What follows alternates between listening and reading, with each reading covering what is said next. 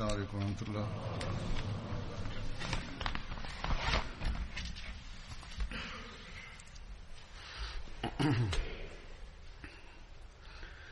أشهد أن لا إله إلا الله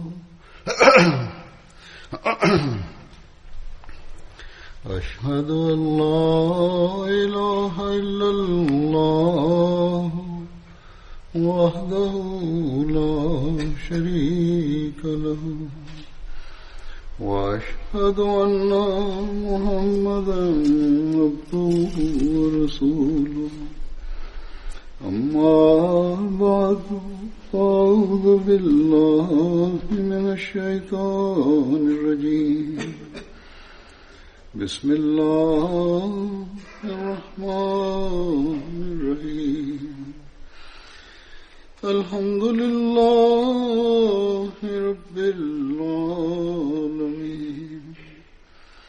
الرحمن الرحيم مالك يوم الدين إياك نعبد وإياك نستعين اهدنا الصراط المستقيم صراط الذين أنعمت عليهم غير المغضوب عليهم ولا الضالين.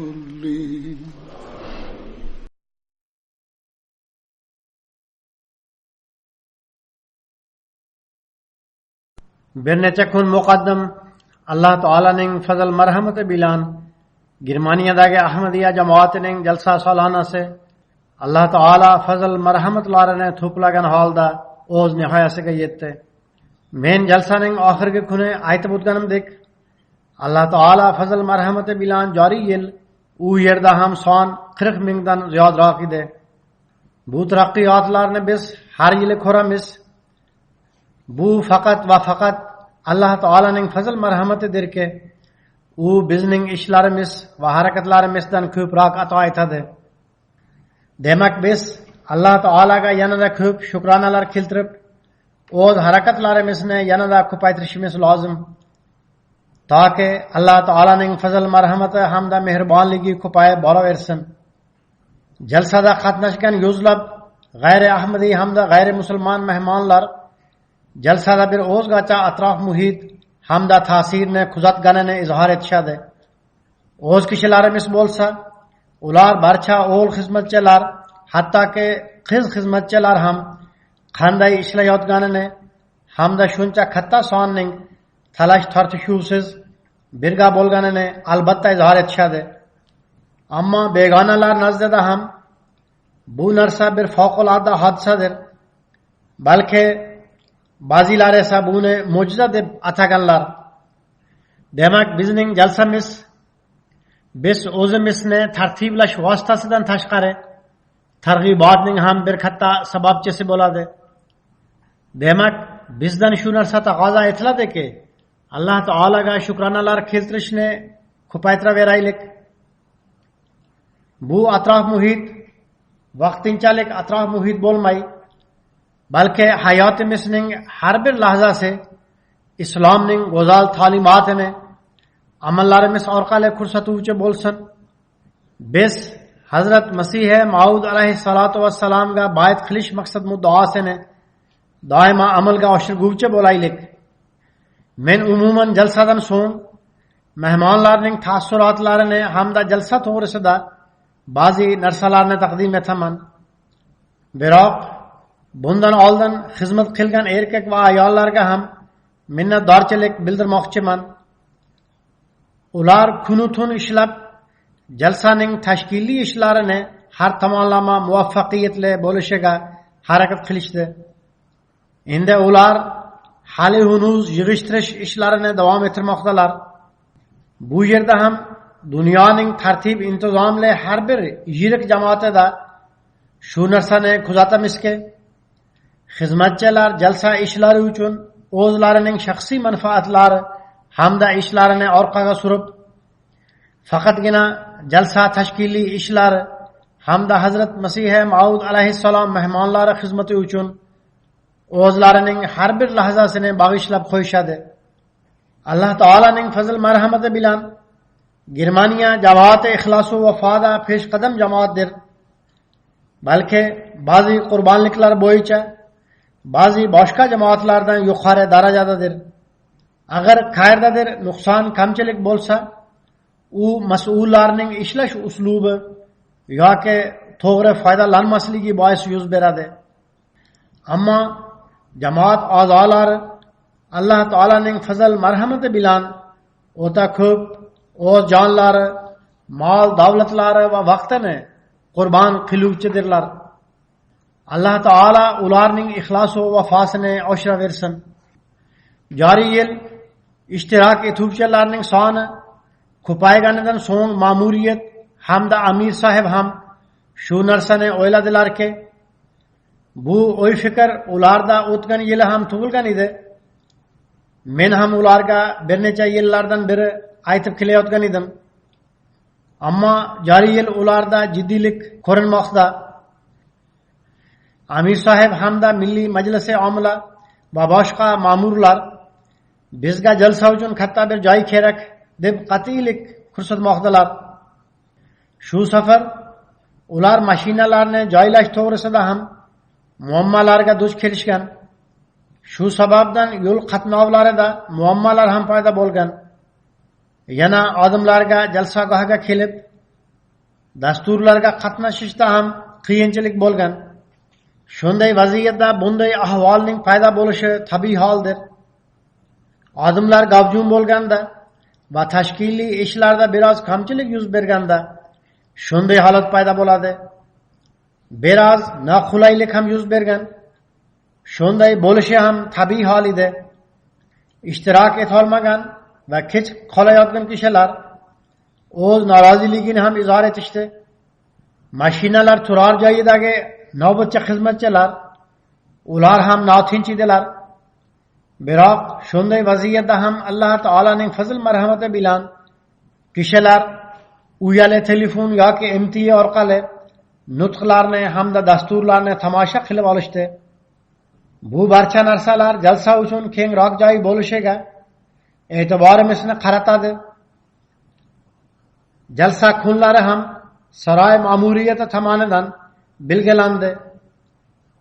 Biz bu borada erkin emas edik.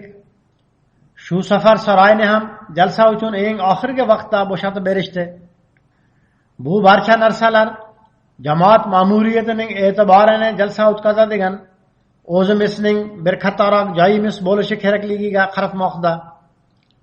Amir sohib menga biz bir joyni ko'rganmiz, bizga u yoqqan, uni sotib olishga harakat qilmoqdamiz deya xabar bergan. Agar Alloh taolo nazdida u joy jamoat uchun yaxshi bo'lsa, Alloh taolo uni sotib olishga sharoitlar yaratib, qulaylik paydo qilsin. Men umid qilaman, Germaniya jamoatining ixlosi va vafosi hamda qurbonlik shijoatini ko'rib ayta olamanki, agar biroz moliyaviy qurbonlikka ehtiyoj tug'ilsa ham jamoat xudo xolasa qurbonlik qiladi. Alloh taolo ularning imkoniyatlarini yanada ko'paytirsin. Men Germaniya jalsasining so'nggi kuni Germaniya jalsasi ham endi xalqaro jalsaga aylandi deya aytgan edim. Yevropaliklar uchun Germaniya jalsasiga qatnashish oldin ham qulay edi. Endi ba'zi boshqa davlatlar, masalan, Rossiyaning oldingi respublikalari hamda Afrikaning ba'zi davlatlaridagi kishilarning Germaniyaga kelishi osonroq kechdi. Vizalar ham osonlik bilan topildi. Shu jihatdan ham jalsagoh hamda unga tegishli tashkiliy ishlarni Germaniyada ham ko'paytirish lozim. Xizmatchilarga minnatdorchilik bildirganimdan so'ng hamda jalsaga tegishli bu narsalarni aytganimdan so'ng endi men sizlarning e'tiboringizga jalsaga qatnashganlarning taassurotlarini taqdim etaman. Ulardan shu narsa ma'lum bo'ladiki, nafaqat xizmatchilar, balki jalsada qatnashuvchi har bir ahmadiy kishi begonalar uchun o'z axloqlari hamda muomalasi bois sokin targ'ibotga vasila bo'ladi. Jalsa kunlarida g'ayri ahmadiy hamda g'ayri musulmonlar uchun alohida dastur ham uyushtiriladi. Shanba kuni tushki payt bu tadbir uyushtirildi. Men ularga nutq ham so'zladim. Qolgan vaqt ma'muriyat ular bilan targ'ibot va tashviqot bo'yicha ishlar ham olib boradi. Endi men qatnashganlarning taassurotlarini taqdim etaman. Joriy yil ushbu targ'ibot anjumaniga 1179 nafar mehmon qatnashgan. Ular qatorida 500 tasi nemis mehmon. Boshqa Yevropalik millatlardan qatnashgan mehmonlarning soni 341 ta. 197 kishi arab davlatlari bilan aloqador kishilar edi. 104 nafar osiyoliklar, 75 afrikalik mehmonlar ishtirok etgan. Shunday qilib 67 millat vakillari qatnashgan edi. Mehmonlar orasida muhtaram Hans Willur Henjo Frankfurtda bir huquqshunoslik shirkatida ishlaydi. U o'z taassurotlarini bildirib shunday dedi: Targ'ibot anjumaniga qatnashib, Ahmadiyya jamoati imomining nutqini eshitdim. Bu nutq men uchun o'ta jo'shqinlantiruvchi, hissiyotli hamda ta'sirchan edi. Tashqi ko'rinishda xotirjamlik bilan kundalik hayotini kechirayotganda kelajak xavf-xatarlari hamda urushni sezib olish juda katta narsadir. Ahmadiyya jamoati imomi nafaqat kelajak xavf-xatarlarini haqiqiy tusda sezib oldilar, balki shu bilan birgalikda dunyoni ham ogohlantirmoqdalar. Shuningdek, u migratsiyani davlatlarning ijtimoiy hamda iqtisodiy manfaatlari bilan qanday bog'lab ko'rsatgan bo'lsalar, u tahlil ham haqiqat edi. Men bir huquqshunos sifatida o'z sheriklarimga ham bayon etish hamda ikkala tomon ehtiyojlarini idrok etishlarini bildirishni xohlayman. Zero umuman kishilar shu yerda migrantlarning kelishini salbiy tusda zikr etishadi.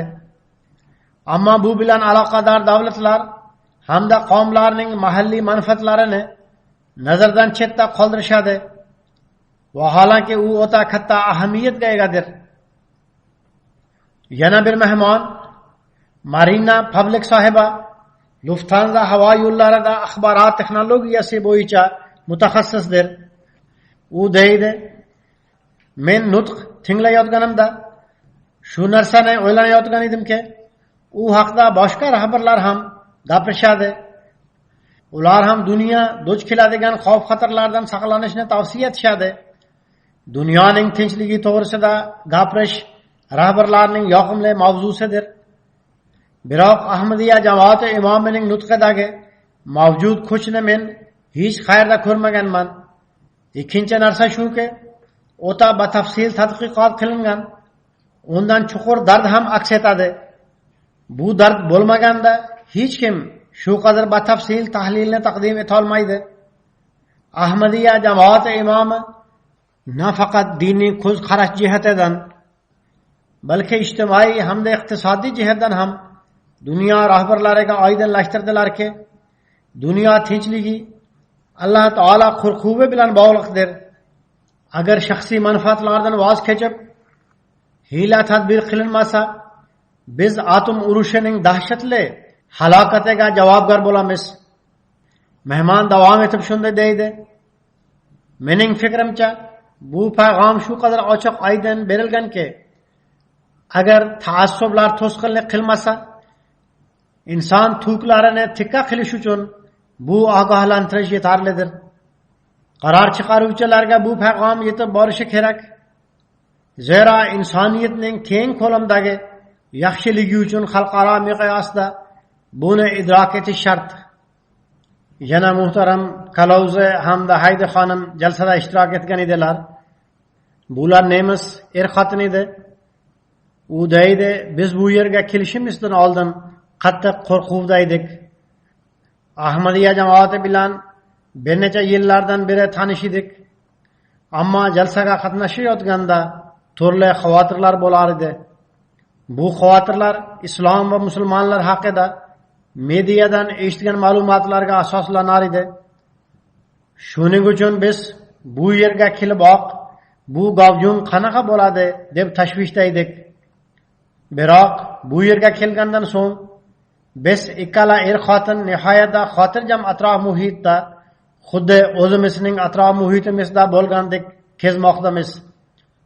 Uning xotini mening nutqimni eshitib shunday dedi: men urush fitna fasodlarini o'z ko'zim bilan ko'rganligimni aytmoqchiman.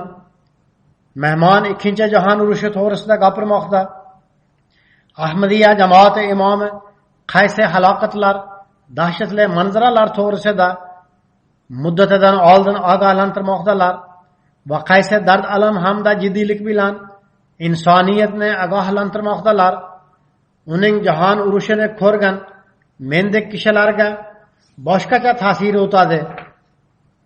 Shuning uchun biz bu nutqning har bir so'ziga qo'shilamiz va hozirgi avlodning uni oldinidan sezishini xohlaymiz.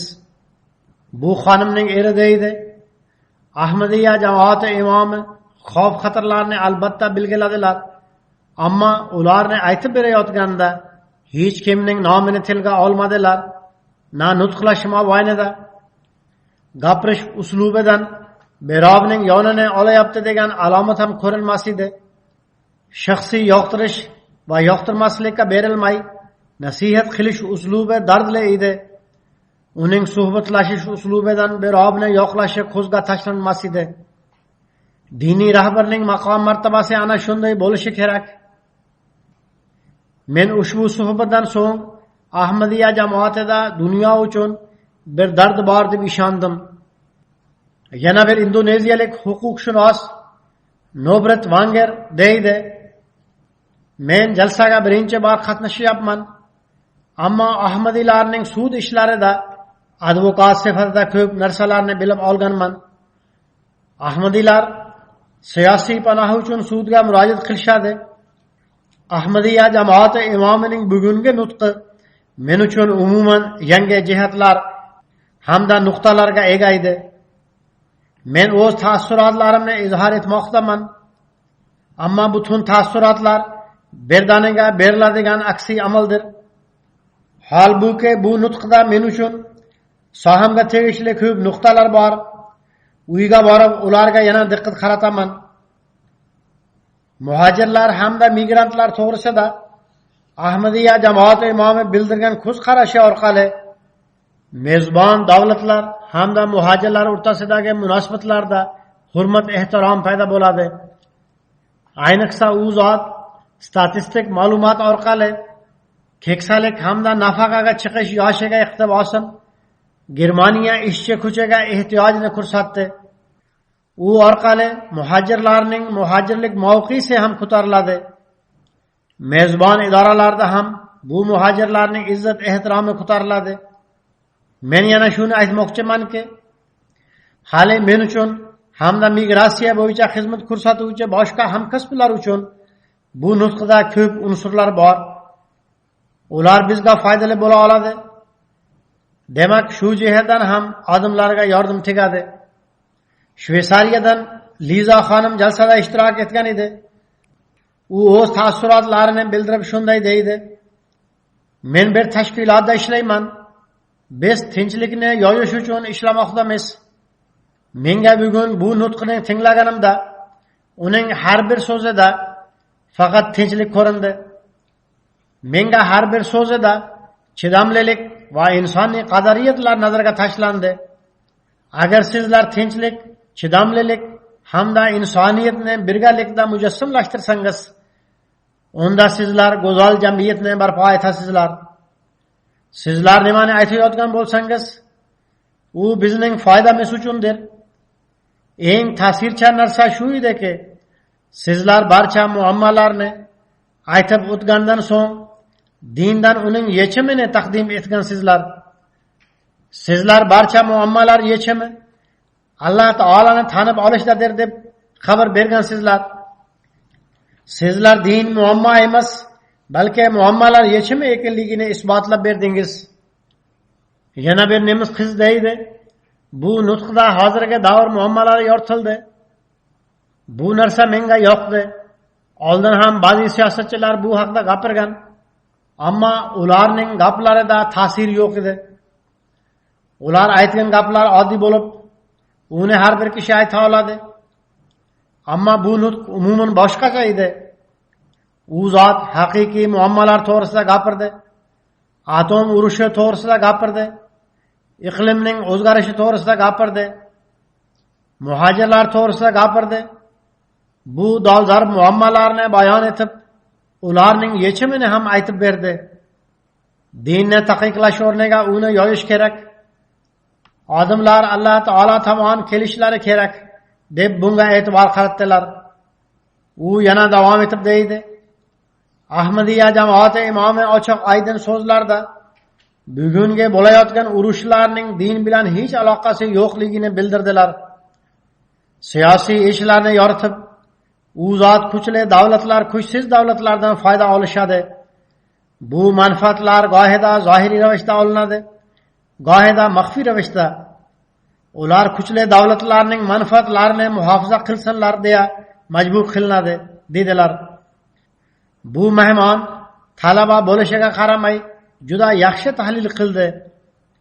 Buning ma'nosi shuki, odamlar nutqni diqqat bilan tinglab, unga fikr mulohaza ham bildirishadi.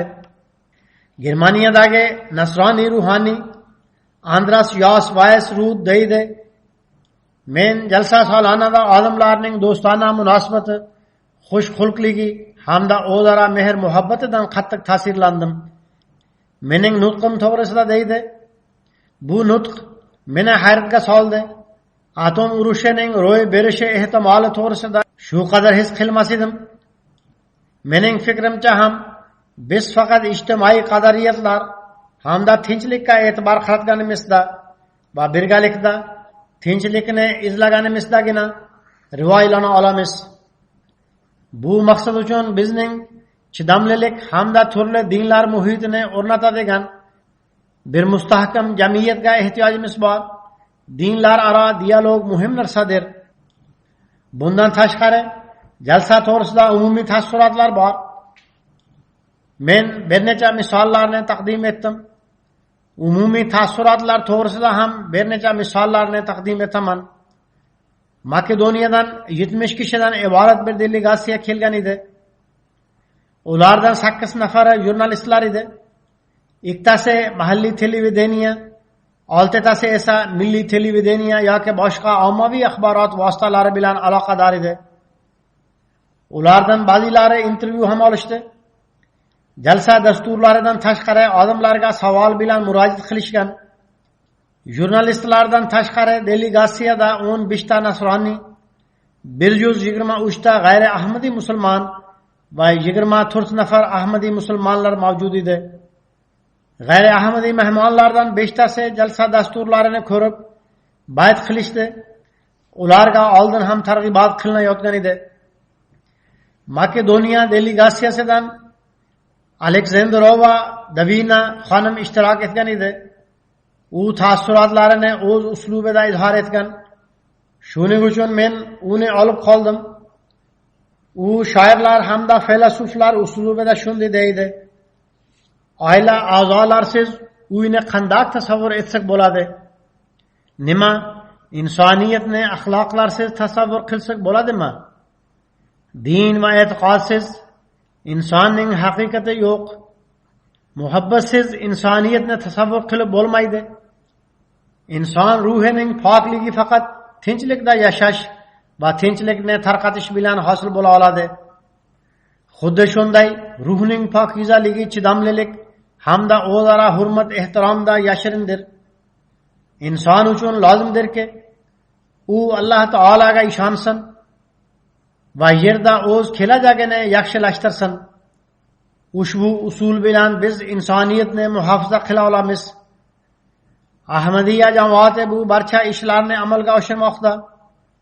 Ahmadiylar tinchlikni tarqatishadi, tinchlik ta'limini berishadi, axloqlarni o'rnatishadi, toki inson bolasi bu barcha ishlarni amalga oshirsin. Ahmadiyya jamoati odamlarni birlashtirmoqda. ularni ibodatga qiziqtirmoqda. Ahmadiyat odamlarning o'z ruhaniyatini oshirguvchi va o'zaro ittifoq paydo qilishlarini hamda ularning Alloh taolaga yaqinlashishlarini xohlaydi. Men joriy yil jalsa solonada juda yaxshi kishilarni, tabassumli yuzlarni ko'rdim. Ular bizga izzat ikrom ko'rsatgan edilar. Ular yaxshi axloqlar bilan yaxshi hayot kechira olishiga ishonishadi. Men minnatdorchilik bildirib shu narsaga guvohlik beramanki, men Alloh taolaga komil ishonch va iymonlari kuchli kishilarni ko'rdim. Men umid qilamanki, sizlar bu ezguliklarni davom ettirib turasizlar. Bu borada ko'proq e'tibor qaratib, mehr muhabbatni davom ettirasizlar. Shundan so'ng bir vaqt keladiki, insonlar hayotning haqiqiy maqsad mohiyatini bilib olishadi. Bu taassurotlar bir g'ayri ahmadiy kishinikidir. Bu taassurotlar bizni haqiqatda ham o'z hayotimiz maqsadini taniguvchi hamda bu maqsadga erishguvchi bo'lishimizga yetaklovchi bo'lsin. Makedoniya delegatsiyasidan bir televideniyaning jurnalisti Zoran Chuzbinski ishtirok etgan edi. U o'z mulohazalarini bildirib shunday deydi: Men ikkinchi marotaba jalsada ishtirok etmoqdaman. Bu men uchun faxrlidir. Jalsaning tashkiliy ishlari o'ta yaxshi edi. Mening fikrimcha jalsaning tashkiliy ishlari o'tgan yilgiga nisbatan yaxshiroq edi. Men xalifa qilgan nutqdan juda ham ko'p rohatlandim. Har bir so'z insoniyat uchun bir saboq edi. Muhabbat barchaga, nafrat hech kimga degan payg'am xalqaro payg'amdir. Alloh taolaga iymon keltirish va barcha odamlarga ko'mak ko'rsatish ishi barcha odamlar orasida qarama-qarshilikni uzoqlashtiradigan ishdir. Ahmadiyya jamoati kishilarga ijobiy narsalarni o'rgatadi. Mening ommaviy axborot vositalari bilan bo'lgan anjuman to'g'risida shunday deydi: Jurnalistlarga berilgan javoblar insoniyatning asosiy qadriyatlarini izhor etmoqda edi. Men ham jurnalistman. Men biror vaqt sizdan intervyu olishga harakat qilaman. Siz go'zal nasihat qilasiz.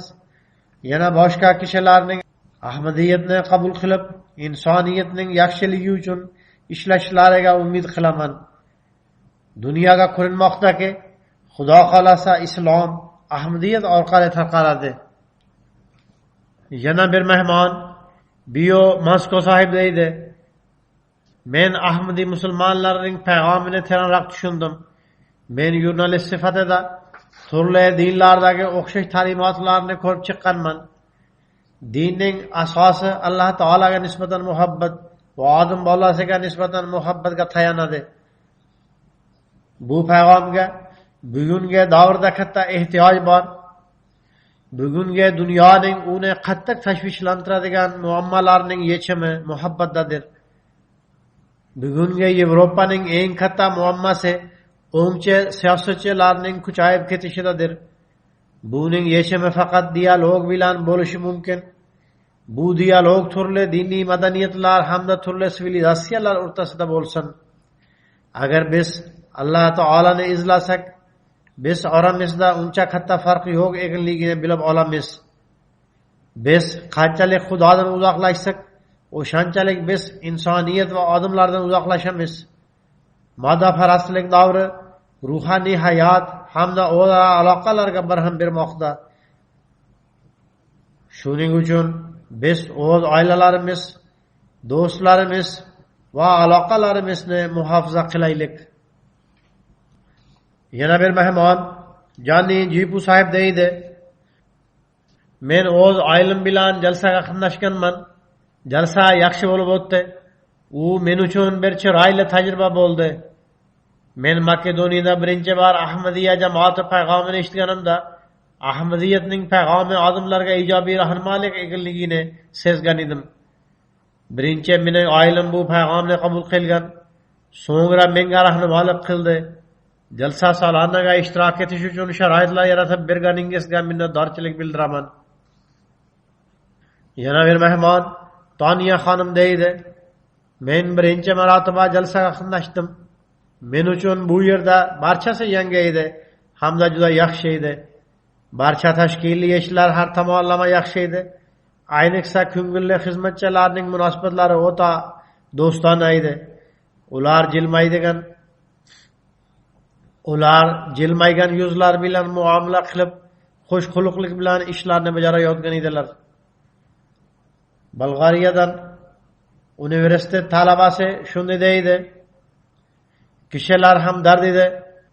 Shu sababdan men bu yerdaman. Men bayt qilish tadbirini bir tomoshabin sifatida ko'rayotgan edim. O'z his-tuyg'ularimni bildirish uchun menda so'zlar yo'q. Odamlarning shunday to'planishi bir hayratlanarli narsadir. Bolgariyadan 49 kishidan iborat delegatsiya jalsada ishtirok etdi. Ulardan 15tasi Ahmadiy, 34tasi g'ayri Ahmadiy hamda nasroniylar edi. Delegatsiyadagi bir nasroniy mehmon Juliya xonim deydi. Men Ahmadiya jamoatining jalsasida minglab kishilar bilan birga jalsada ishtirok etganimni o'ylab to'lqinlanaman. Shubhasiz men nasroniyman. Ammo Ahmadiya jamoati imomining nutqi menga juda yoqdi. Uning duolari qalbga ta'sir o'tkazuvchi edi. Qur'oni Karim tilovati hamda tarjimasi menga juda yoqdi. Maqtovga loyiq narsa shuki, talabalarga yorliqlarni ham o'z qullari bilan berdilar. Alloh taolo u zotning duolarini mustajob qilsin.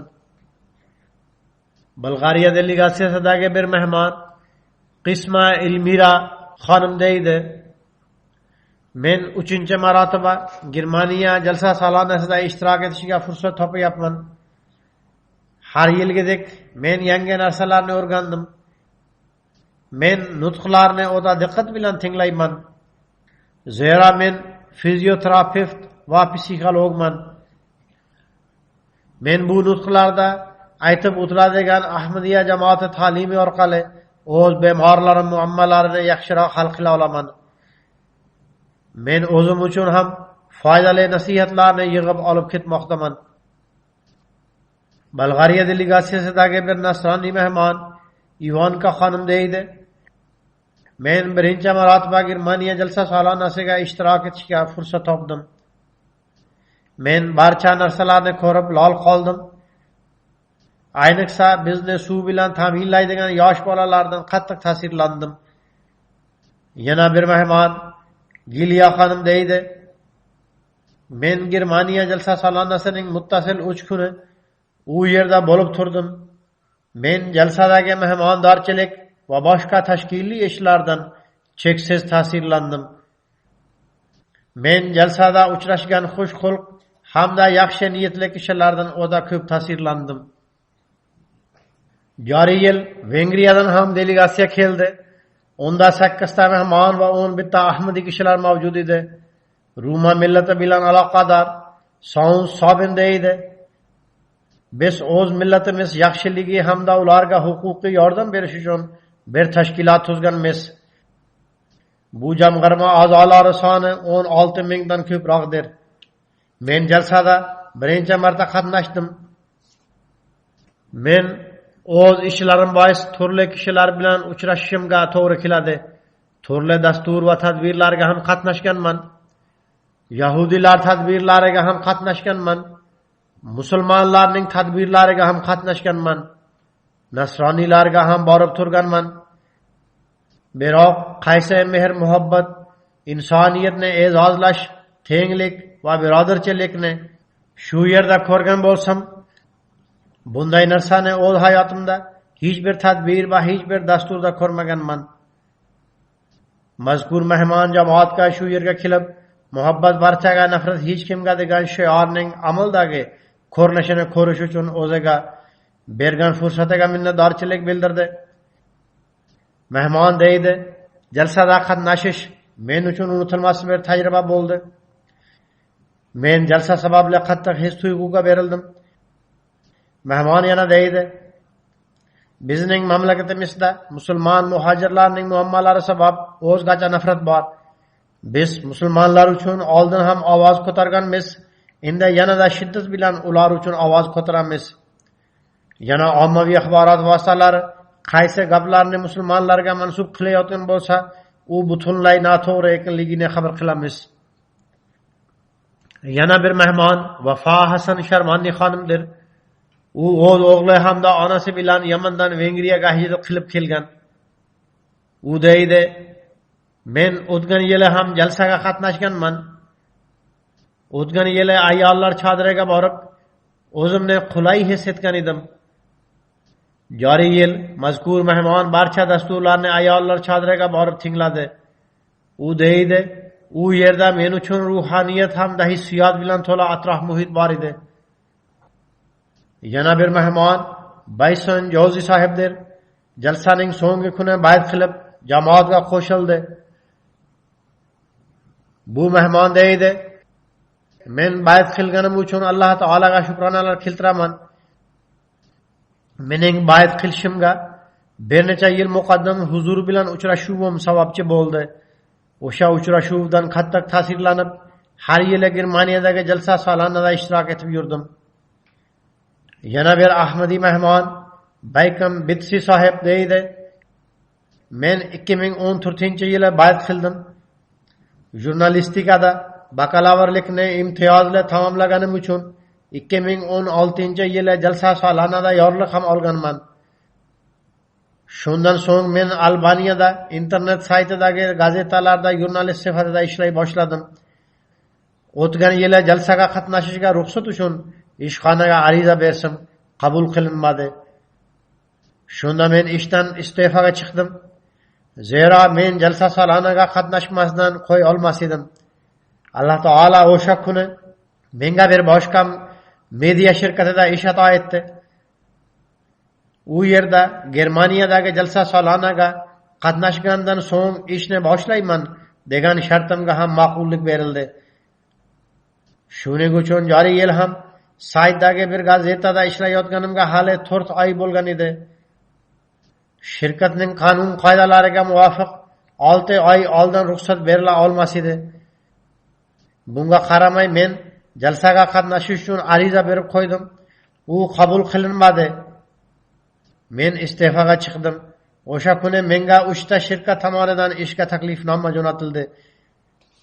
Chunonchi men bir joyda men Germaniya jalsa salonisiga qatnashgach qaytib kelib ishni boshlayman degan shart bilan ishga joylandim. Mening shartimga ma'qullik berildi. Dinni dunyodan ustun tutishga haqiqiy o'rnak ana shudir.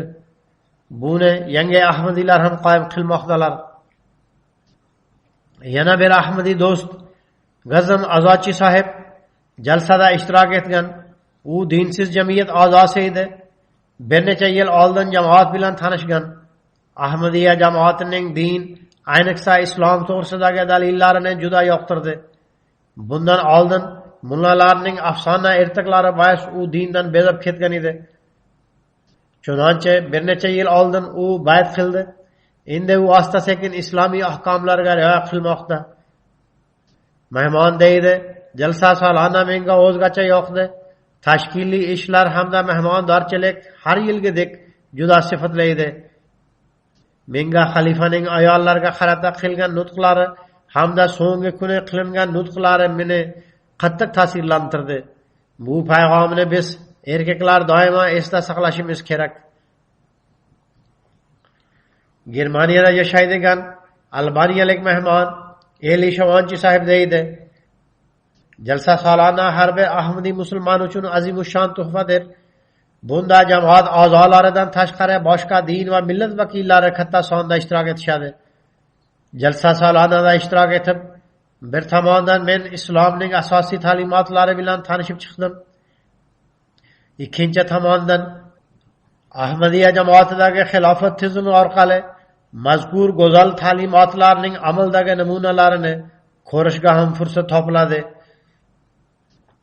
Bu 3 kun mobaynida erkak va ayollar chodirlarida faqat dasturlar uyushtiriladi. Ularda bu davr o'zgarish hamda chorlovlari muqobilasida islomning go'zal ta'limi taqdim etiladi. Men Ahmadiy musulmon sifatida butun yil mobaynida ushbu ruhoniy jalsaga intizor bo'laman. Zero bu yerda birodarchilikning haqiqiy ruhi ko'rinadi. Uni bayon etish qiyin. Jamoatning barcha a'zolari tomonidan haqiqiy mehr va muhabbat taqdim etiladi. Jalsada qatnashib, men o'zimni jannatda bo'lgandek dunyoning eng baxtli insoni sifatida his etaman. Men keyingi yilda jalsa salonani qattiq intizorlik bilan kutaman. Gruziyadan 85 kishidan iborat delegatsiya qatnashgan edi. Rossiyaning bir davlatidan kelgan bu eng katta delegatsiya edi. Bir xayriya jamg'armasining raisi Bisu sahib shunday deydi: men ko'p kishilar bilan suhbatlashib turdim. Men suhbatlar mobaynida jamoat a'zolari qanchalik diniy chidamlilikka rioya qiladi deya ko'rib chiqishga harakat qildim. Ushbu maqsad bilan ikki Ahmadiy kishi bilan gaplashdim. Gaplashish mobaynida men ularga birdaniga men musulmon emasman, balki nasroniyman dedim. Ular buni bilgach munosabatlari o'zgaradi deb o'ylagan edim. Ammo men hayratlandimki, Ahmadiy kishilar qanday oldin xushxulqlik bilan gaplashayotgan bo'lsalar, o'shanday o'z axloqlarini izhor etib turishdi. Hech qanday taassubni izhor etmadilar. Begona kishilar shunday ham bizni tekshirib chiqishadi. Gruziya delegatsiyasidan dinshunos talaba Nanunka xonim ham ishtirok etgan edi. U bayt to'g'risida o'z his-tuyg'ularini izhor etib shunday deydi: bayt tadbiri hissiyot bilan to'lgan edi. Men diniy birdamlik manzarasini ko'rdim. Yana turli irq va rangga mansub kishilar qanday tinchlik bilan birga yashay olishini bildim. Men diniy tahsil olmoqdaman. Jalsaga birinchi marta kelganman. Men bu jalsani tinchlikni o'rnatishning eng yaxshi sababchisi deb bilaman. Yana bir mehmon Nona Kediyanov xonim deydi: men musulmon emasman, nasroniy ham emasman. Biroq jalsaga qatnashganimdan so'ng men o'zimni islom tomoniga oqqanimni ko'rmoqdaman. Men o'z dinim to'g'risida qaror chiqarishga majbur bo'ldim. Yana Gruziyadan universitet talabasi Georgiyo sahib deydi: bu kishi bir imomning jiyanidir. U deydi: men nomigagina musulmonman, ammo endi jalsaga qatnashib Ahmadiya jamoati imomining muhabbatini ko'rgach, Ahmadiya jamoati to'g'risida ko'proq o'qib chiqaman. Kosovodan 45 kishidan iborat bir delegatsiya ishtirok etdi. Undan 30 kishi Ahmadiy bo'lib, 15 tasi g'ayri Ahmadiy edi. Bir mehmon Shiv Zakarji sahib jalsaga ikkinchi marotaba qatnashdi. U deydi: menga jalsada qatnashish to'g'risida xabar bo'lganda ko'p quvondim. Ammo yo'l harakatlarini ko'rib ikkilanib qoldim. Zamon xalifasi bilan uchrashish va jalsada ishtirok etish uchun bir talpinash bor edi. Shuning uchun men o'z sigarimni sotib jalsaga qatnashish uchun yo'l harakatlarini yig'dim. Kishilar Ahmadiy bo'lgach shunday qurbonlik qilib ham jalsada ishtirok etishga harakat qilishadi. Bunday misollar eski davrda uchraydi. Kosovo delegatsiyasida Skin Arsalani nomli bir mehmon bor edi. U alban tili va adabiyot o'qituvchisi bo'lib ishlaydi. U joriy yil bayt qilish saodatiga muyassar bo'ldi. U deydi: men izlaganimda ham jalsa tashkiliy ishlarda hech qanday kamchilikni topa olmadim. Nutqlar juda sifatlaydi. Xalifa nutqidan qattiq ta'sirlandim. Mehmon yana davom etib deydi: bayt qilish bir mukofotdir. Uni biz barchamiz e'zozlashimiz kerak. Zero hozirgi vaziyatda bir qo'lda jam bo'lish muvaffaqiyat kalitidir. Malta davlatidan jalsada 3 ayol ishtirok etishdi. Ular ayollar chodirida o'tirishdi. Ular deydilar: bizga ko'p e'tibor berildi. Qandaydir ehtiyoj borligi to'g'risida qayta-qayta so'raldi. Ayollar chodirida bir butun oiladek muhit mujassam edi. Xuddi bir-birimizni asrlardan beri taniydigandek. Ammo biz bir-birimiz bilan birinchi marotaba uchrashayotgan edik. Bu mehmonlar yana davom etib deydilar: ayollar chodirida ko'proq qulaylikni sezdik. Biz ikkala tomondagi muhitni ko'rib chiqishga fursat topdik. Islomiy ta'limga ko'ra erkak va ayollar uchun alohida o'rin tayyorlashning to'g'ri va teran hikmati hamda falsafasini tushundik. Biz o'z tajribamizga binoan ayta olamizki, islomiy ta'limotlar o'ta teran hamda hikmat bilan to'ladir. Ayollar alohida joyda ko'proq qulaylik hamda xotirjamlikni his etishadi. Ular o'z tashkiliy ishlarini uddalash hamda iste'dod javharlarini ko'rsatishga kengroq fursat topishadi. Demak, begonalar ham shu narsani tan olmoqdalarki, shubhasiz ayollar va erkaklarning alohida joylarini uyushtirish lozimdir. Bizning ba'zi yosh qizlarimiz nega erkak va ayollar bir joyda to'planmaydilar? Nega shu qadar erkinlik yo'q deya fikr yuritishadi. Ular ham bu haqda o'ylashlari lozim. Maltadan yangi turmushga chiqqan bir kelin jalsaga qatnashgan. U deydi, sizning ayollarga qarab kelgan nutqingizdan qattiq ta'sirlandim. Siz erkak va ayollar zimmasiga yuklangan mas'uliyatlar tomon e'tiborlarni jalb etdingiz. Oilalardagi yuzaga chiqadigan muammolarga e'tiborlarni tortdingiz. Bu haqda sizning rahnimoligingiz doimo foydali bo'lib chiqadi. Mazkur mehmon yana davom etib deydi, islomning turmushga qadar pokizalik va pokdomonlik ta'limi ham hikmat bilan to'la hamda mukammaldir. Bu nihoyatda muhim narsadir. U zot e'tiborlarimizni ruhoniy hamda jismoniy pokizalik va taqvo tomon qaratdilar. Agar men yana jalsaga qatnashsam, to'liq vaqtni ayollar chodirida o'tkazaman. Zero u yerdagi muhit diniy va ruhoniy edi. Qirg'izistondan kelgan bir mehmon shunday deydi. Jalsada ishtirok etib, menda favqulodda hissiyotlar paydo bo'ldi. Ahmadiy bo'lishdan oldin hech qachon yig'lagim kelmasdi. Ammo Qodiyon va Germaniyada yig'ladim. Qalbda yumshoqlik hamda o'zgarishning paydo bo'lganini sezdim. Har bir bayat qiladigan kishi orqali mening iymonim kuchayadi. Men oldin imom edim. Ahmadiy adabiyotini o'qib, Qur'oni Karim bayon etgan Dajjal va Masih Maud haqidagi haqiqatni bildim. Bayat tadbirida xuddi menga muzdek suv quyulayotganini his qildim. Endi men chinakam va haqiqiy musulmon bo'ldim. Tojikistondan Abdusattor nomli bir mehmon kelgan edi. U o'z o'y fikrini bildirib shunday deydi. Men Ahmadiylar to'g'risida ular musulmon emaslar, aroqni joiz deb bilishadi deb eshitgan edim. Jalsaga qatnashishdan oldin Germaniyada Ahmadiylarning Subhan masjidini ko'rdim. Unda namoz o'qidim.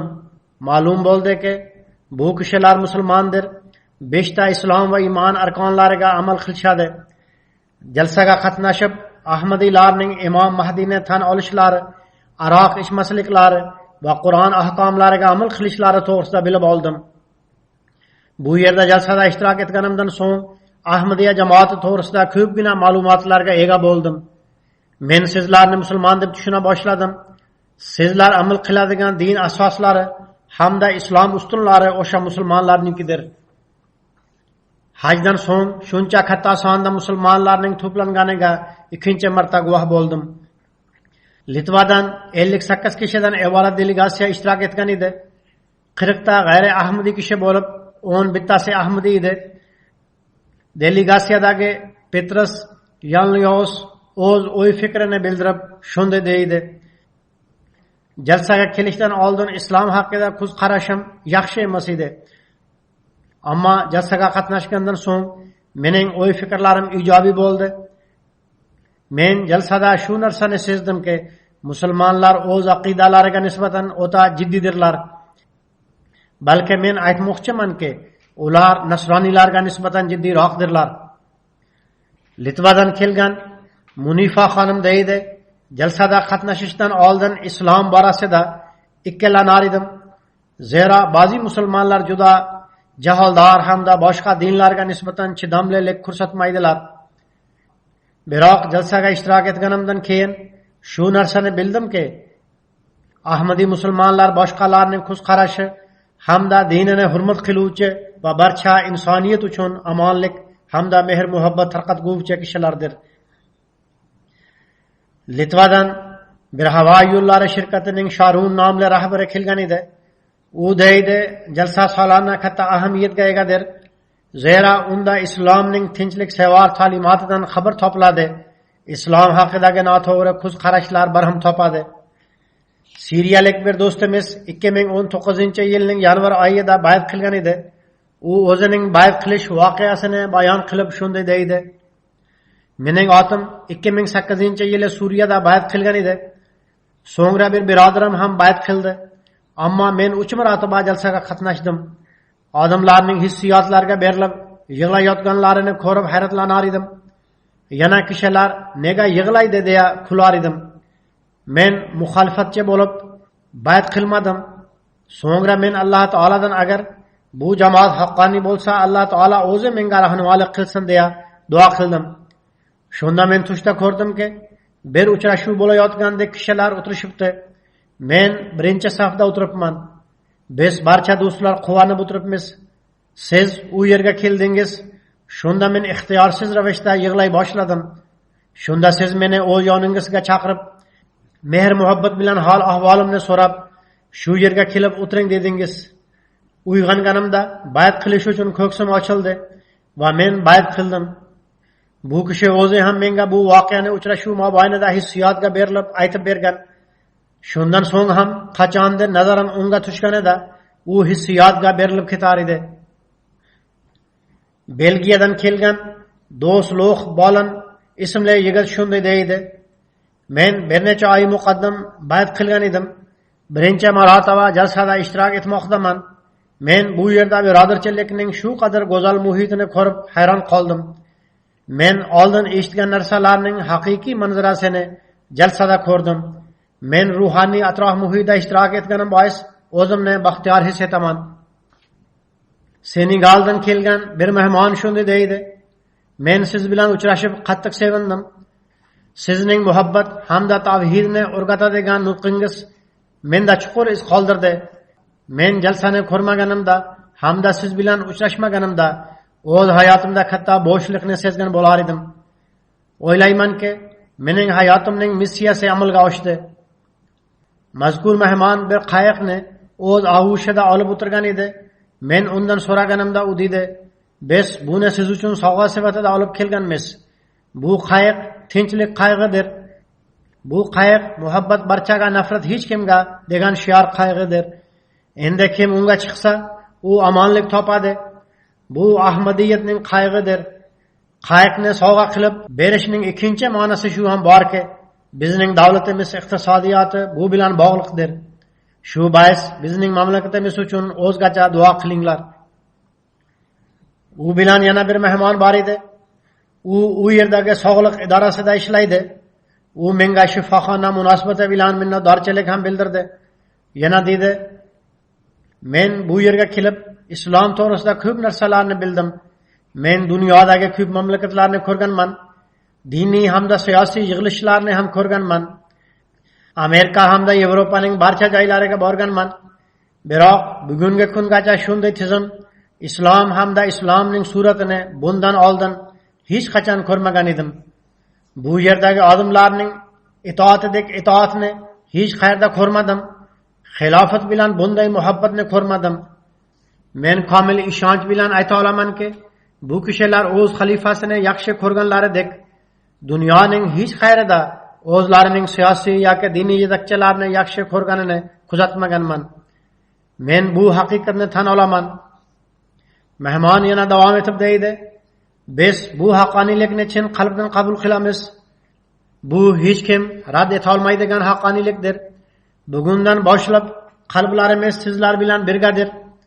Biz bu yerda nimani ko'rgan bo'lsak, nimani sizdan eshitgan bo'lsak, uni his etamiz va unga amal qilishga harakat qilamiz." Bosniyadan 24 kishidan iborat delegatsiya jalsada ishtirok etdi. U yerdagi bir mahalliy norasmiy tashkilotning asoschisi hamda prezidenti Yasmin Sipachet sohib deydi: "Sizning islomga nisbatan va islom asoschisiga nisbatan bo'lgan ishqingiz, muhabbat sochadigan so'zlaringizdan aks etadi. Payg'ambar sallallohu alayhi vasallamning pokiza hayoti to'g'risidagi nasihat qalbga ta'sir o'tkazayotgan edi. Payg'ambar sallallohu alayhi vasallam xuddi ana shu ishni qilar edilar. Men Alloh taolaga duo qilamanki, keyingi jalsa bundan ham yaxshiroq bo'lsin va bu jalsa Muhammad sallallohu alayhi vasallam ummatida birdamlik va ittifoq paydo qilish sababchisi bo'lsin. Yana bir mehmon Yamina Choshivish xonim deydi, jalsada ishtirok etib men shu narsani sezdimki, jalsa atrof muhitida o'lik insonga barhayotlik ruhini puflaydigan kuch va ta'sir bor. Yana bir mehmon Almoq Karimish xonim deydi, men shu fursatdan foydalanib meni jalsaga taklif etganlari uchun Ahmadiyya jamoatiga minnatdorchilik bildirmoqchiman. Mehmondorchilik hamda jalsadagi tashkiliy ishlar meni hayratga soladigan darajada ta'sirlantirdilar. Ayniqsa haftaning so'nggi kunlarini doimo jilmayib turgan chehralar orasida o'tkazdim. Bayt tadbirida 16 mamlakatga aloqador 37 kishi bayt qilishga imkoniyat topdi. Ular jumlasidan Albaniya, Serbiya, Gollandiya, Germaniya, Checheniston, Ruminiya, Kosovo, Belgiya, Suriya, Turkiya, O'zbekiston, Livan, Senegal, G'ana va Gini Krakridir. Bir oliy maktabning direktori kosovolik Lambino sahib deydi, jalsa solana menda o'zgacha taassurotlar qoldirdi. Ayniqsa siz o'tirib olinglar deganingizda shuncha gavjum xalq darhol o'tirib oldi. Men shu manzarani dunyoda hech qayerda ko'rmadim. Jalsaga qatnashganimdan so'ng men aytamanki, jalsa 3 kunlik emas, balki 30 kunlik bo'lishi lozim. U davom etib deydi, bayt qilish niyatim yo'q edi, ammo barcha narsalardan shu qadar ta'sirlandimki, bayt mobaynida mening qo'lim o'z-o'zidan ko'tarilib ketdi va men bayt so'zlarini takrorlay boshladim. Endi men faqat tashkil ko'rinishda emas, balki haqiqatda bayt qilib oldim. Ozarbayjonlik Og'asif sahib deydi, men ruhaniyatning shu qadar yuksakliklarini ko'raman deb hech ham o'ylamagan edim. Targ'ibotchi Mahmud sahib menga jamoat hamda uning aqidalari to'g'risida ma'lumotlar bera boshladi. Biroq menga buning barchasi soxta hamda yolg'ondek tuyuldi. Men bu narsalarni eshitiboq rad etdim. Ammo rostgo'ylik kuchi shu qadar tezlikda meni o'z tomoniga tortib olishini bilmas edim. Shubhasiz jamoatning haqqoniyligi va u taqdim etayotgan dalillar o'ta kuchlidir. Video tasmada ko'rgan manzaralarni bu yerga kelib haqiqatan ko'rishga fursat topdim. Jalsada ko'p kishilar bilan uchrashuvga imkoniyat topdim. Ammo har bir kishi bilan uchrashib birdek yoqimli tuyg'uga ega bo'ldim. Bu narsa yagona jamoat bo'lishiga dalildir. Alloh taolo menga qo'lingizga bayt qilishga saodat ato etdi. U haqda birinchi marta menga xabar qilinganda ishonmagan edim. Men 4-5 marotaba haqiqatan ham men zamon xalifasi qo'liga qo'l qo'yib bayt qilamanmi deya so'radim. Shunda ko'zimdan yosh oqib ketdi. Yana men bunga loyiq emasman deb tashvishlandim. So'ngra durud hamda istig'for o'qiy boshladim. Bayt tadbiri vaqtigacha tomog'imdan hech narsa o'tmadi. Na hech bir ishni qila oldim. Alhamdulillah, bayt qilish fursati ham yetib keldi. Alloh taolo menga kuch-quvvat hamda ruhoniy fursatni ato etdi. Men baytdan so'ng sajdaga yiqilib, bu gunohkor bandaga sizning qo'lingizga bayt qilish imkoniyatini ato etgan zot Alloh taolaga shukrona keltirdim. Jalsadan so'ng menga siz bilan uchrashuvning yana fursati topilishi ma'lum bo'ldi. Men kun bo'yi ko'p savollarni o'ylanib turdim, ammo uchrashuv mobaynida ularni unutib yubordim. Tashvishlantiradigan faqat bitta savol esimda qoldi. U ham bo'lsa, jalsadan so'ng o'z mamlakatimga qaytgach, ruhaniyatning ana shu bosqich qoyim bo'lib turadimi? Shunda u zot buni qoyim tutish uchun Al-Fotiha surasidagi Ihdinas siratal mustaqima siratal ladzina an'amta alayhim hamda istig'forni muntazam o'qib turing dedilar. Men bu yerdan shu nasihatga keyingi jalsagacha amal qilib turaman va keyingi jalsaga borib bu nasihatga amal qilganim to'g'risida xabar qilaman deya ahad qilib ketmoqdaman. Alloh taolo uning ixlos va vafosini oshirib tursin. Kosovo delegatsiyasidan bir kishi jalsada ilk marotaba qatnashgan. U mehmon o'z taassurotlarini bildirib shunday deydi: men o'z his tuyg'ularimni hamda hissiyotlarimni so'zlar bilan ifodalay olmayman. Mening hayotimda uzoq muddatdan beri bir istagim bor ediki, dunyo uchun qayg'uradigan biror zot menga topilsin, u bilan uchrashib barcha muammolar hamda qiyinchiliklar barham topsin. Jalsada ishtirok etishim Alloh taolaning taqdiri bilan bo'lgan. Bayat qilayotganimda men Alloh taolaga yaqin bo'lib qolganimni his etayotgan edim. Albaniyadan kelgan mehmon Aplum sohib deydi, men sizning qo'lingizga bayat qilib jamoatga kirish saodatiga muyassar bo'ldim. Alloh taolo menga Ahmadiya jamoatiga qo'shilishga kuch-quvvat ato etgani uchun cheksiz minnatdorchilik bildiraman. Bir yil muqaddam men iymondan bebahra edim. Joriy yil Alloh taolo meni iymon ne'matidan bahramand etdi. Mening unib o'sishim hamda ulg'ayishim mutlaqo dinsiz atrof muhitda bo'lgan. Biroq Alloh taolo jalsada ishtirok etib, siz bilan uchrashish orqali meni iymon bilan ta'minlab qo'ydi. Shifokor Mahmud Muhammad sohib deydi, 2 yil muqaddam birinchi marotaba jalsada ishtirok etganimda menga g'alati tuyuldi. Ahmadiylarning Mahdi va Masih kelib qoldi deb aytganlari men uchun umuman yangilik edi. Holbuki biz hali buni bilmas edik. Mening shuurimda ko'p savollar tug'ilar edi. Biz Mahdi Arabistonlik bo'ladi, uning nomi Muhammad ibn Abdullah bo'ladi deb o'qigan va o'rgangan edik. Bu jamoat diniymi yoki siyosiymi degan ko'pgina savollar mening ongimni chulg'ab olgan edi. Bu savollarga javob olish uchun men keyingi yili yana jalsaga bordim. Ahmadiy birodarlarim bilan turli mavzularda gaplashib turdim. Jalsadan so'ng ham men Ahmadiylar bilan aloqada bo'lib turdim. Men asta sekinlik bilan barcha savollarga javob topib turdim. Men ishonib oldimki, Ahmadiylargina haqiqiy bir musulmonning barcha sifatlarini o'zlarida mujassamlashtirdilar. Chunonchi men jamoatning mehr va muhabbatidan ta'sirlanib bayat qilishga ahd qildim. Jamoat a'zolarida topladigan muhabbat urug'ini agar Alloh taolo ularning qalblarida ekmaganida bu muhabbat hech ham paydo bo'la olmas edi. Alloh taolaning fazl va marhamati bilan men zamon xalifasining qo'liga bayat qilish saodatiga muyassar bo'ldim. Bayat so'zlarini takrorlayotganimdagi hissiyotni bayon etish o'ta qiyin. Men baxtli kishimanki, zamon xalifasining qo'liga bayat qilishga imkon topdim. Mehmon yana davom etib deydi, bayat tadbiri 5 soat davom etganda ham zerikmasdim. Na vaqt o'tganini sezardim. Kosova delegatsiyasidagi bir kishi birinchi marta jalsaga qatnashdi. 5 kishidan iborat bu to'liq oila bayat qilish saodatiga ega bo'ldi. Bu mehmon o'z his tuyg'ularini bildirib shunday deydi, bayat qilishdan oldin u qanday bo'ladi deya qo'rqayotgan edim. Mening badanim bu qo'rquvdan titrayotgan edi. Ammo bayatdan so'ng xotirjamlikni his qila boshladim. Livanlik Kamol Lavon sohib deydi, menda bir restoran bor edi. Menga bir Muhammad Shod nomli Ahmadiy kelib turar edi. Bir kuni u menga, men sizga bir narsa aytmoqchiman. Imom Mahdi kelib bo'ldi, u vafot ham etdi dedi. U ketganidan so'ng bu kim deb o'yladim.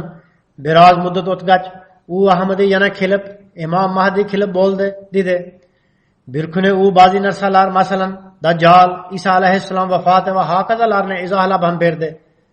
Bu ma'lumotlar men uchun hayratlanarli edi. Ular mening qalbimga kirib, jamoat haqida yanada ko'proq ma'lumot olishga turtki bera boshladi.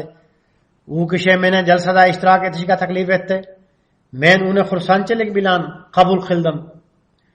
Jalsada men uchun jamoatning haqqoniyligiga eng birinchi dalil shuncha katta son va chiroyli sharoitlar yaratilgan edi. Jalsa mobaynida bir kishi bu zot musulmonlar xalifasi dedi. So'ngra men Ahmadiylarga turli savollar berdim. Ular nihoyatda muhabbat bilan javob qaytarishdi. Mening qalbim Ahmadiyatning haqqoniyligidan xotirjam bo'la boshladi. Men o'yladimki, keyingi yilga qadar barhayot bo'lamanmi yoki yo'qmi? Shuning uchun hozir bayat qilishim kerak. Shunda men bayat qilib oldim. Shuningdek, 2 tushim ham jamoatning haqqoniyligiga sababchi bo'ldi. Alloh taolaning fazl marhamati bilan mening bir o'g'lim ham bayat qildi. Qolgan farzandlarimning ham Ahmadiy bo'lishini xohlayman. Men hozir Hivorul Mubashir va juma xutbalarini diqqat bilan tinglayman. Mening nazdimda Hazrat Masih Maud alayhissalatu vassalam tomonidan qo'yilgan 10 ta bayat sharti faqat bir necha shartlar emas, balki ilohiy dasturul amaldir. Men bayatdan oldin Alloh taolo menga Imom Mahdini ko'rishga imkoniyat ato etsin deya duo qilar edim. Jamoatsiz o'tkazgan oldingi hayotimga endi xijolat chekaman. Men har bir Ahmadiyga chin qalbimdan izzat ikrom ko'rsataman. Zero bu kishilar Muhammad Rasululloh sallallohu alayhi vasallam diniga xizmat qilmoqdalar. Men o'z ayolim, farzandlarim va ishim to'g'risida unchalik xavotirda emasman, balki men faqat menda yetarli mablag' bo'lsin, men uni jamoatning rivojlanishi uchun sarflay olayin, jamoatga xizmat qila olayin degan tashvishda bo'laman. Alloh taolo bu xohishini mustajob qilsin. Yana bir mehmon Favod sahib deydi, jamoat bilan tanishganimdan burun Alloh taolaning buyukligi to'g'risida o'ylanib, musulmonlarning ahvollariga nazar tashlar edim. U borgan sayin yomondan yomonroq bo'lib ketayotgan edi. Yana ularning ahvoli qachon tuzalishini o'ylar edim. So'ngra men Germaniyaga ko'chib keldim. Yevropadagi arab do'stlarimni ko'rib, bular orqali islom Yevropada tarqaladimi deb o'ylar edim. Zero hadisda oxirgi zamonda Yevropada islom tarqaladi deya vorid bo'lgan. Ushbu asnoda Mahir Almani ismli bir Ahmadiy do'st bilan uchrashib qoldim. U jamoat haqida menga payg'am bera boshladi. Dastlab men unga qarshilik bildirdim. Biroq jamoat kitoblarini o'qigach, jalsaga qatnashishga ahd qildim. Men jalsada qatnashdim. Shunchalik ko'p kishilar qanday qilib bir kishining qo'lida jamlandilar va o'zaro ularda mehr va muhabbat rishtasi ham qoyim bo'ldi deya o'ylar edim. Men tahajjud namozida, ey ilohim, agar bu jamoat haqqoniy bo'lsa, menga bayat qilishga kuch-quvvat ato etgin deb ko'p duo qildim. Bu 2018-yilgi voqeadir. Demak, bu jalsada qalbim xotirjamlik topganida bayat qilib oldim. Mening zavjam bayat qilishni rad etdi. Men unga siz kitoblarni o'qing va Alloh taolaga istixora qiling deb tushuntirdim. Mening ayolim o'cha istixora qilgach, shunday tush ko'rdi. Odamlar bir joyga to'planganlar. Bir oq kaptir ular o'rtasida mavjud. Mening ayolim bir kishidan bu kaptir qanaqa deb so'raganida, u kishi dedi, bu kaptir islomni yoyish uchun Quddus hududiga kelgan. Bu tush mening zavjim ko'ksini ochib qo'ydi. U bu jalsa, ya'ni 2019-yilgi jalsada ishtirok etib bayat qildi.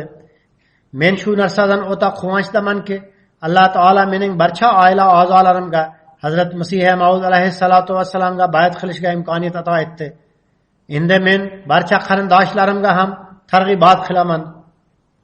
Avstriyadan kelgan bir mehmon Somir xonim deydi, men 7-iyul kuni Germaniya jalsasi paytida bayat qildim. Men duo uchun iltimos qilamanki, mening baytim barakali bo'lsin. Mening hech bir xatoim bayat ahdini buzmasin. Men o'z hayotimda Hazrat Masih Maud alayhissalom islomiy tamoyillar falsafasida qayd etgan o'zgarishlarni paydo qilib olayin. Men o'z oilam bilan birga 2011-yildan beri Ahmadiyman. Men Ahmadiy edim, ammo bayat anketasini to'ldirmagandim. Menda yoshligimdan beri 18 yoshga yetganda o'zim bayat qilaman degan istagim bor edi. Men 2011-yildan beri bayat anketasini o'zim taqdim etib, sizning qo'lingizga bayat qilish uchun saqlab qo'ygan edim. Chunonchi joriy yil bu xohishim amalga oshdi. Endi bu qiz mehmonlar uchun targ'ibot ishlarini ham uyushtiradi. Demak, Alloh taolo yoshlarning ko'ksilarini ham ochmoqda. Bir kurd qiz o'z o'y fikrlarini bildirib shunday deydi: mening onam Ahmadiyatni qabul qilgan edi, biroq u payt men tayyor emas edim. Endi o'tgan bir necha oylardan beri ko'ksim ochildi. Zero men Ahmadiylarda mehr va muhabbatni kuzatdim. Bugun sizning nutqingizni eshitganimdan so'ng mening barcha xavotirlarim barham topdi. Men o'tgan yili ham kelgan edim, ammo kayfiyatim bugungidek emas edi. Mening onim qattiq quvonadi. Zero endi men Ahmadiy bo'lishim kerak degan tuyg'u menda shiddat bilan uyg'ondi. Gruziyadan universitetda dars beradigan g'ayri Ahmadiy advokat jalsada qatnashgan edi. U o'z o'y fikrlarini bildirib shunday deydi: Bay tadbirini ko'rib, men qattiq ta'sirlandim. U kishi qayta bu bir mo'jizadir, bu bir mo'jizadir, bu bir mo'jizadir derdi. Yana davom etib deydi, jamoatda o'zaro kuchli mehr muhabbat bor. Men sizlarning yuzlaringizda doimo tabassum bo'lib turishini kuzatdim. Alloh taolo mazkur bayat qiluvchilarning ixlosi va vafosi hamda iymon va e'tiqodini rivoyatlantirib tursin. Alloh taolo bizdan har birimizni jalsa barakotlardan fayz baraka topguvchi qilsin. Hamda Masih Maud alayhissalatu vassalam duolariga varis qilsin. Ommaviy axborot vositalari orqali joriy yil Germaniyadagi jalsa 13 teleradio kompaniya orqali yoritildi. Veb-saytda ham xabarlar berildi. Bundan tashqari Italiya, Xitoy hamda Slovakiya internet gazetalarida xabarlar uzatishdi. Mas'ullarning taxminlari bo'yicha 22,600,000 kishiga payg'am yetib bordi. Review of Religions orqali ham turli dasturlar uyushtirilgan. Bu dastur bir hafta davom etadi. U orqali ham ularning fikricha 100 million kishiga payg'am yetib boradi. Jalsa dasturlari ijtimoiy tarmoqlar orqali ham namoyish etilgan. MTA Afrika orqali ham jalsa dasturlari Afrikada namoyish etildi. Germaniya jalsasi to'g'risida G'anaga tayyorlanib jo'natilgan reportajlarni ularning milliy televideniyasi namoyish etgan. Bundan tashqari Gambiya, Rwanda, Sierra Leone hamda Uganda milliy televideniyalari ham namoyish etgan. Alloh taolaning fazl marhamatlari bilan jamoat keng miqyosda yoritildi. Alloh taolo bu ishlarni har tomonlama barakali qilsin.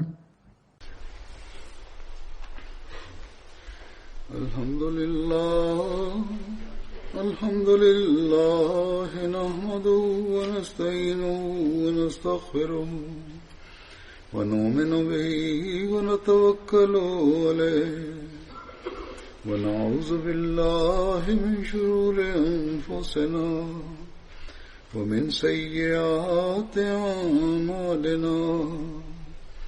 من يهده الله فلا مضل له ومن يضلل فلا هادي له ونشهد أن لا إله إلا الله ونشهد أن محمدا عبده ورسوله.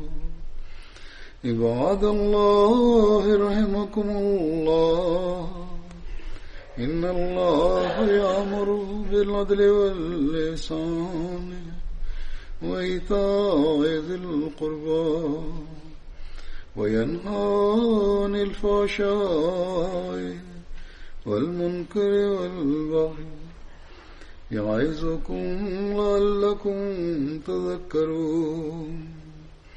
اذكروا الله يذكركم وادعوه يستجب لكم ولذكر الله أكبر.